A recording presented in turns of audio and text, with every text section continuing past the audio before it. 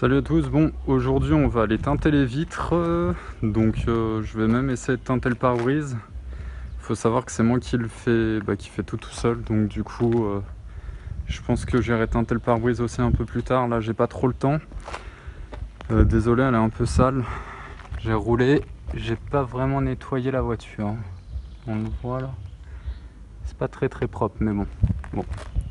Allez zou, on va aller dans le garage, on va teinter les vitres, c'est parti.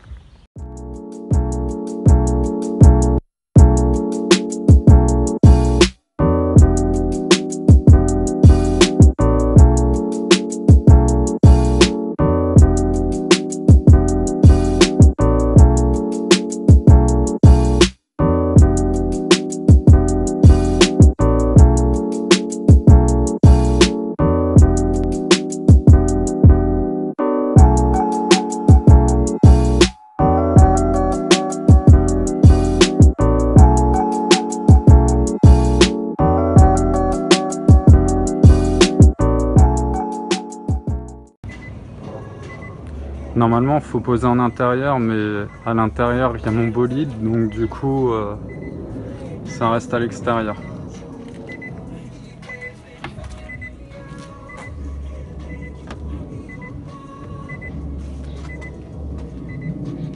C'est toujours aussi charmant de te voir poser, mon amour.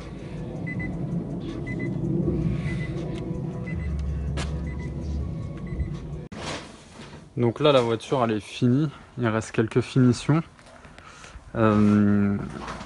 Là, ces petits points là, vous voyez, je les traite moi. Ce qui fait que vous voyez là c'est pas traité et là c'est traité. Donc on le voit, hein, ici c'est pas traité et là tout là c'est traité. Donc je suis en train de les traiter, là il y en a pour encore 1 heure à peu près. Bon bah voilà, les vitres sont faites, donc on a mis 2h40 à 2, donc j'ai mis 35% à l'avant et 20% derrière, histoire d'être dans la teinte d'origine constructeur.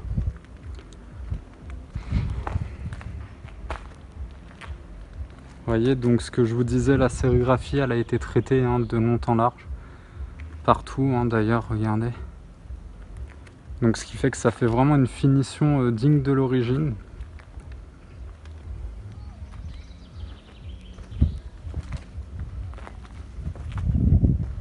Prochaine étape des modifications, ça va être les rétros noirs, les arches, le toit noir, les feux teintés, les poignées en chrome en noir.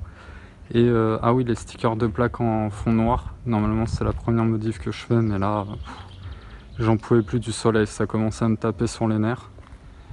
Alors attendez.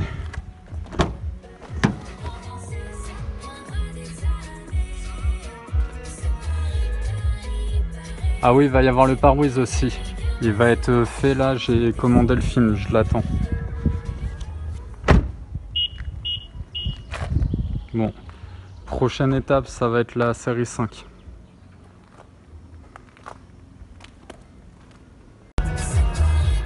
Première fois que je vois une Honda IE, je sais pas comment on dit, bref.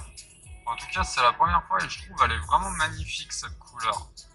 En bleu comme ça là, il n'y a même pas de rétro, c'est des caméras sur les côtés, c'est plutôt pas mal. Donc petit rendu des vitres teintées aussi. La première fois que j'ai entendu ce fameux boum boum clac, je savais que ma vie allait tourner autour de ça. Pour ceux qui voulaient voir sous la voiture électrique, voilà. C'est assez bizarre, mais voilà, on le voit comme ça sous la voiture électrique. Aujourd'hui le 27 octobre donc 2021, il fait 9 degrés dehors, ça fait depuis juin que j'ai la voiture, le 9 juin 2021 exactement. Alors en été c'est vraiment royal, je peux faire 3 allers-retours jusqu'à mon travail. Par contre en hiver je suis parti, la batterie elle était à 67%, il me reste 54 et regardez, pour aller jusqu'à Shell, voilà quoi, il y a quand même assez long encore, il y a quoi, il reste 2 sorties et après à la sortie de Shell il me reste encore 5 km. Regardez, je viens de reperdre une barre. En hiver c'est vraiment catastrophique. En tout cas, je vous conseille pas du tout une batterie de 274 km, enfin avec une autonomie de 275 km. Je vous conseillerais plus, par exemple, 350, 400, histoire de vraiment tabler sur 3 jours. Après, niveau électricité, j'ai augmenté mon électricité de 20 € par mois. Et j'ai eu une régule de 416 € de la part de Engie. Donc en gros j'ai dû payer 416 € sur toute l'année. Donc est-ce que c'est dû à la voiture électrique? Est-ce que c'est dû parce qu'on a trop consommé?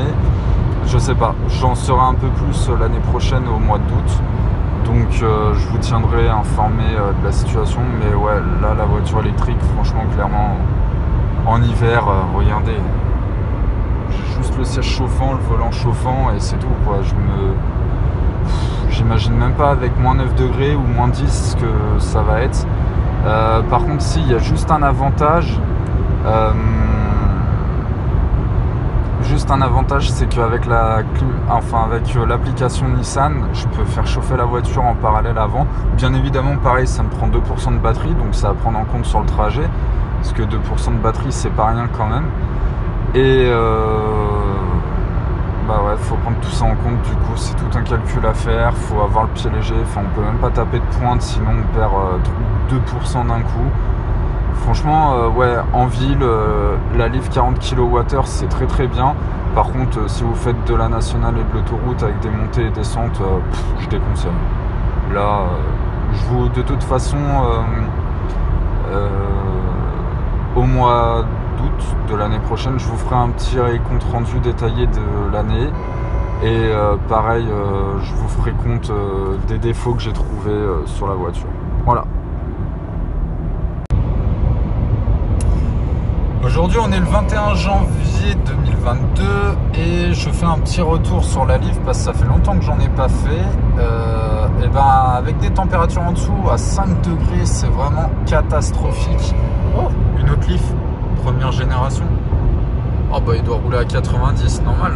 Même moi, je me tâte à rouler à 90. Mais qu'est-ce que je voulais vous dire? Ouais, voilà, en gros, à 5 degrés, c'est vraiment pas possible. Regardez, il n'y a même pas de chauffage, je mets juste les sièges chauffants, je suis congelé. Quand je mets le chauffage, il y a tout qui descend. Heureusement, j'ai le volant chauffant. C'est ce qui me permet quand même d'avoir les mains chaudes. Mais enfin, ouais, il y a trop d'autonomie qui se perd. Pour moi, là, en été, l'électrique, ouais. En hiver, non. C'est pas du tout au point. Je le dis honnêtement, c'est vraiment pas du tout au point. Mais alors, vraiment pas du tout. Pour moi, le meilleur quand même, ça reste encore l'hybride rechargeable ou l'hybride tout court. Au moins qu'il y ait un moteur thermique qui seconde un peu la chose là, parce que c'est pas possible. C'est des coups de stress. La dernière fois, je suis rentré du travail, j'avais 40% d'autonomie. En hiver, il me faut 20% pour rentrer. Je suis arrivé chez moi, il y avait 2% quoi. Non, c'est pas possible. C'est vraiment pas possible. Donc voilà. Petit retour aujourd'hui, j'essaierai d'en faire un peu plus. C'est vrai que là je continue pas trop les vidéos. Je vous ferai aussi les retours négatifs du véhicule, qualité d'assemblage, finition, les défauts qui persistent en hiver. C'est assez marrant. Je vous ferai un peu tout ça en retour.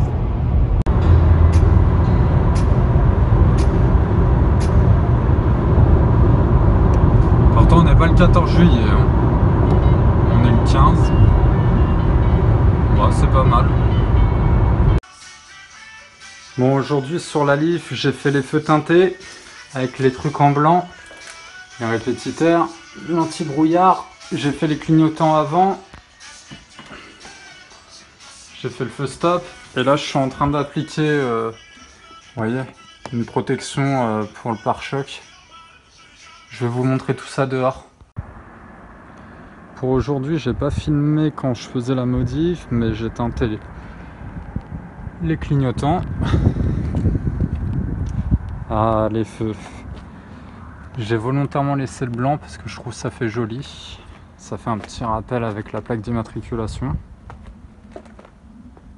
J'ai teinté aussi le feu stop.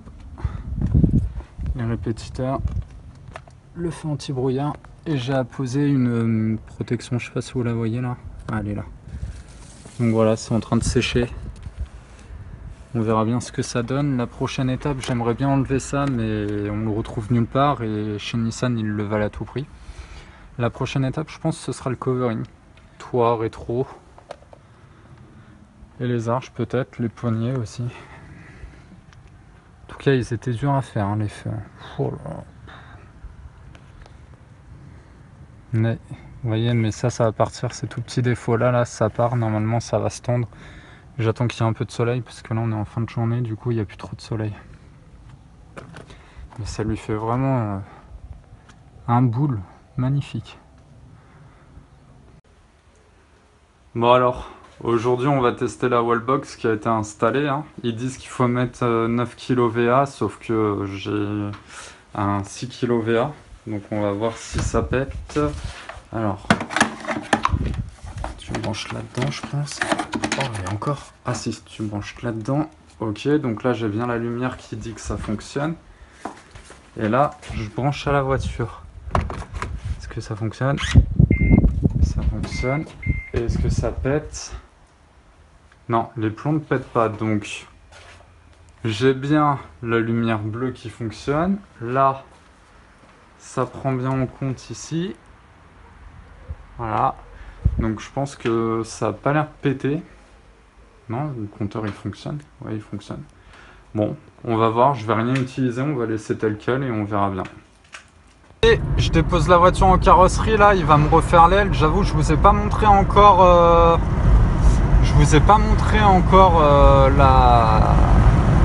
les dégâts. Je vais vous montrer tout ça dès qu'on arrivera en carrosserie, d'accord? À tout à l'heure.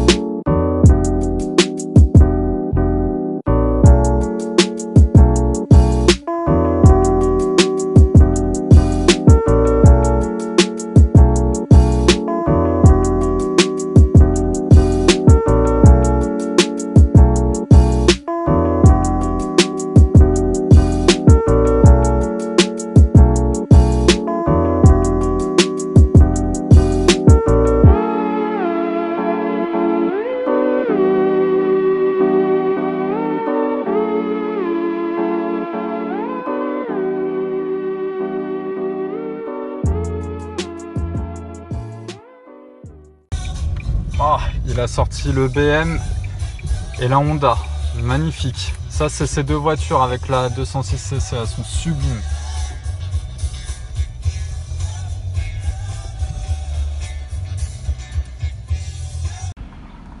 Donc ouais, donc voilà, en fait l'étendue des dégâts, c'était un peu plus rayé, mais du coup j'ai mis un petit coup de polish, du coup ça se voit un peu moins, il y a juste elle qui se voit bien et qui est bien creusée. Donc voilà, il n'y a plus qu'à faire la peinture. Du coup j'ai été chercher la voiture en carrosserie, je vous ferai un tour tout à l'heure. Par contre, mauvaise nouvelle, c'est bien ce qui me semblait, hein. J'ai une vis dans le pneu. Donc voilà, super, la voiture qui me crée que des problèmes. C'est bien de rouler en électrique, hein. En plus je vous parlerai d'un retour, mais ma facture d'électricité elle a bien augmenté quand même, hein. Donc je vous ferai un retour là-dessus, mais ouais, c'est les petits aléas de la vie, mais t'es pas emmerdé quand t'as pas de voiture de la loi en fait, c'est ça qui est marrant. Enfin bon. Donc là du coup je suis pour la vis, je sais pas si on va la voir. Ça l'est. Donc ouais, donc du coup voilà l'aile, elle a été repeinte. Et là on fait le pneu. J'ai une mèche, j'ai payé 10 € les rois du pneu à Saint-Souplé. C'est pas la première fois que je vais, ils font des pneus d'occasion et tout, c'est super agréable. 80 € n'importe quelle monte en pneus Michelin, Continental, enfin franchement ils sont vraiment top si vous voulez y aller. Roi du pneu à Saint-Souplé, franchement pas mal. Donc voilà, donc là je vais rentrer à la maison, je vais continuer mes occupations et puis bah je continue le montage à chaque fois. Pour info, on est mardi 7 septembre 2021.